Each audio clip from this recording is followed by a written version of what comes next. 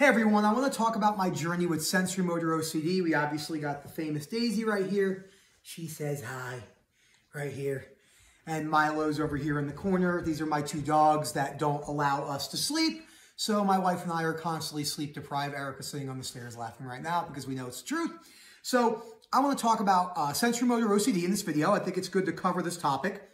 Specifically the misconceptions that I hear with sensorimotor, the lessons I need to learn for myself, and how I brought myself to where I am today, which is no sensorimotor cycle at all, no hyper-awareness cycle, no fear cycle. Even if sensorimotor tries to rear its head every once in a while, because I do have an OCD brain, there's no response needed because I'm not afraid of it. So if it lasted for 3 years starting right this moment, I wouldn't like that, but it wouldn't be the end of the world. So don't forget to subscribe, hit that like button, comment down below, info@OCD Recovery if you're interested in our webinar services or coaching services, and that will give you access into the WhatsApp groups, which are a lot of fun. People all over the world, you get to interact. It's very unique because you get to talk to people with all these different cultural backgrounds. So when I developed Sensorimotor OCD, I spent a large amount of time running from the sensation. You've all heard my story. This is the first time you're watching this video. This will be just a recap on 3 of the mistakes that I made, but I would definitely recommend you to go to our playlist, go to Sensorimotor, and you get to watch me all the way from the beginning. I know it's so sad, Milo. My dog gets jealous and he's whining in the corner over here. So, which is always great. It's always great to see the engagement with my dogs because I actually did not walk my dogs for, how long, babe, did I not walk Daisy for? Year?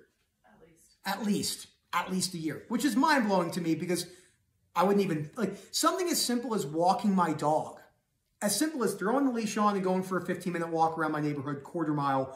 I was so afraid to do that because I was so afraid to notice my sensation. You see what happens when I stop petting her? So I had a major video game problem. Video games were my major form of avoidance. If you are suffering chronically and you're playing video games, in my opinion, from what I see, video games have to go. Fully. Not gone for now doesn't mean gone forever. I don't have any bias against video games being inherently bad. They're just such an easy compulsive behavior to slip into when you're suffering. So just get rid of them for now, put them in the closet and see what happens. If you think I'm wrong, bring them back in 3 months. Remember, gone for now doesn't mean gone forever. So I went from specialist to specialist to specialist. Half of them didn't know what sensorimotor is. So I remember sitting there and thinking, what's going on here? What's going on here? I'm here to talk to you about sensorimotor OCD, but I'm explaining to you what sensorimotor OCD is? That doesn't make a lot of sense. That's like going to a business coach and the person says, what's a business? I mean, it just doesn't make sense. It's funny to talk about, but it's not really that funny because this is pretty common. Babe, could you call Milo? So, he's a whiner. He gets jealous. Go up there with mommy over there. Oh, there we go. We also took him to the vet and he was 20 pounds overweight. That's my fault. I gave him plates of peanut butter. Erica's looking at me right now. She's grilling me. But he's really cute. Even when he rips holes in our backyard and bites at the dogs. So video games were a big thing that had to go, okay? The other thing I did was work. A lot of times I wouldn't go to work. How often would you say, babe, I was trying to avoid work? Like, not go in. Like every day. Like every day. And when I was there, I would come late, make up an excuse. This is great. I have Erica as like my hidden apprentice over here, just spitting out facts of my avoidance behaviors.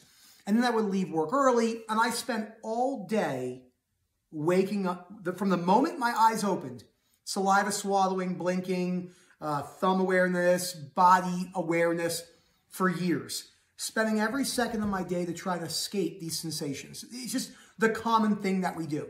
So what did I do wrong? I put too much merit. I'll go over 3 things. Number 1, I put too much merit on the sensation, a particular sensation. Understandable, highly misguided. When I would do my disputing, I would say, noticing XYZ sensation isn't as horrible as I imagine. I can stand it. It's not preferable, but it's not the end of the world. She's such a brat. So that encompasses all sensations. That encompasses physical symptoms of discomfort, depersonalization and derealization, And the sensation wasn't the number one reason why I was stuck. It's the fear. The fear of being stuck these are your irrational beliefs. There's two main ones. The fear of noticing XYZ sensation forever and it ruining your life. The fear of not being present and it ruining your life, which are basically the same things. Oh, I can't be present. I have to force the present moment. And that is this is what I'm talking about, 1A. Thinking that I could force the present moment. Trying to force the present moment is trying to like forcing sleep. It just doesn't work. The second mistake I made, and what I see everyone make, is responding to stuff with maybe, maybe not. It's okay. Everyone breathes. It's okay. Everyone gets anxious. I was watching a really big anxiety channel the other day. Multi-million-dollar copy selling New York Times bestseller. And he said, and for the average person, non-OCD, sure, but still not beneficial in my opinion. Oh, anxiety is, it's designed to save your life. There's nothing to be worried about. Sure, that's correct. It is designed to save your life. And highlighting that fact is key. But it's so superficial. It doesn't go any philosophical depth of what if it never goes away? What if you stay chronically anxious for the remainder of your existence? What if you experience depersonalization and derealization forever, for the remainder of your life? Then what? Do you hate it? Well, no, now I have to hate it. That's that conditional self, life, and other acceptance that we talk about that needs to be broken down. It's so key to break those down. So self-reassuring statements don't work. They're very superficial. You'll never hear us talk about those. The third mistake I made was thinking that there was only a certain level of recovery I could reach. Now, recently, sensorimotor is not really talked about too much. When it is, it's talked about incorrectly. It's unfortunate. But again, you don't know, can't hold animosity. Makes no sense to hold animosity. But it is important to highlight the misconceptions. People saying, you can only recover X amount from sensorimotor OCD. Well, I'm here to tell you that's not true because I recovered from it and I actually had it. I actually experienced it for years. Mental hospital, suicidal ideations, police called to the house multiple times, me leaving the night. Babe, how many times did I take the keys and leave the house? Probably about 6. Gone. 1 in the morning. One time she chased me out. She's hitting on the hood of my car. Where are you going? I just drive out to the mountains and she calls me and she's very upset emotionally because I was acting very erratic. Anyone would be emotional if their loved one is acting like that. Not going to work, like I said, not going to the gym, gaining 50 pounds, smoking vape. I mean, I was there. I had it all. I had everything you had when it comes to the avoidance behaviors. But then I realized my compulsive behaviors to escape the sensations, were the reason that the cycle continued. And it was going to continue. No self-reassuring statements. They don't work. Very superficial. Thinking that you're treatment resistant and putting too much merit on the sensation. So again, when you come in, remember, A plus B equals C. Activating event plus belief system equals your consequence. Your consequence has 2 parts. Behaviors and emotions. The unhealthy cycle, the activating event is a sensation, right? Just put a sensation. Don't put the one you have. Just put sensation. I've seen this mistake.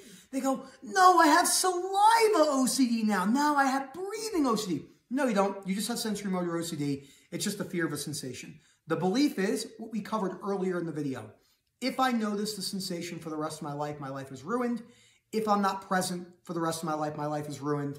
And then if breathing OCD is in there and some of the other ones, people can have health OCD mixed in. What if I manually breathe for the rest of my life, have a panic attack, pass out at the wheel, crash my car, kill someone else, I die? We can cover that in another video. But we're sticking with just the belief about the sensation in this one.